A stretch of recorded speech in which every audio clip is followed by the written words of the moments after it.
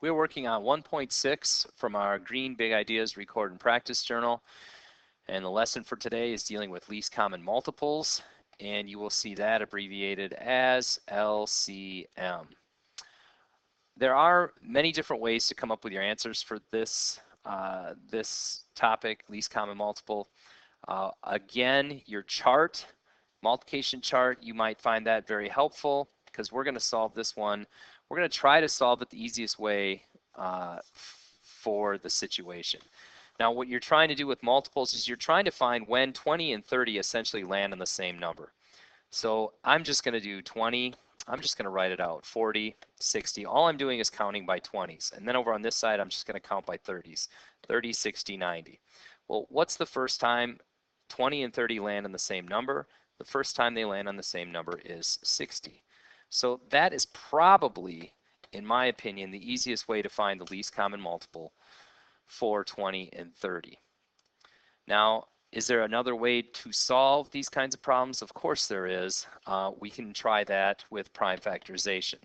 So we're going to break the number down into its primes. 32 is 4 times 8. We're going to have a lot of 2's with this one. We got 2 times 2, and then for 8 we got 2 times 4. And for 4 we got 2 times 2 again.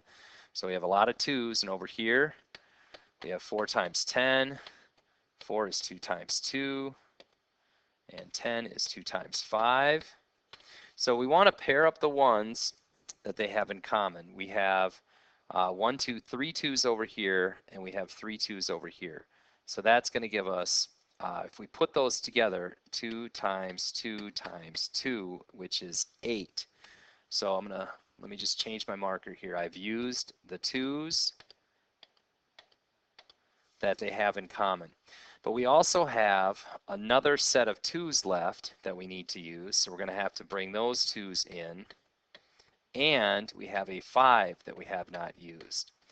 So you might not want to count by 32's. You might not want to count by 40's, even though 40's might be easier to count than 32's. But you have to find first the ones, the common prime numbers, the common prime numbers that they have, 2, 2, 2, 2, 2, 2. So the 2's, that's that first set of 2's. Then they have another set of 2's because from 32 we have a 2 and a 2, but there isn't any pair over here. We still have to use them. And then the last prime number that we have to put in is 5. So let's see if we can do the multiplication here. 2 times 2 times 2 is 8. 8 times 2 is 16. 16 times 2 is 32. And then if we do 32 times 5, we'll get our answer. That's one way of doing it. Looks like our least common multiple for this 32 and 40 would be 160. Does 32 go into 160? Yes, it does, 5 times. Does 40 go into 160? Yes, it does. 40, 80, 120, 160, that would be 4 times. So the least common multiple for 32 and 40 would be 160.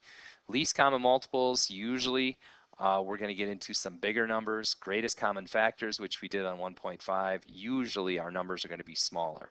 So least common multiples, our answers are usually bigger, and greatest common factor answers are usually a little bit smaller.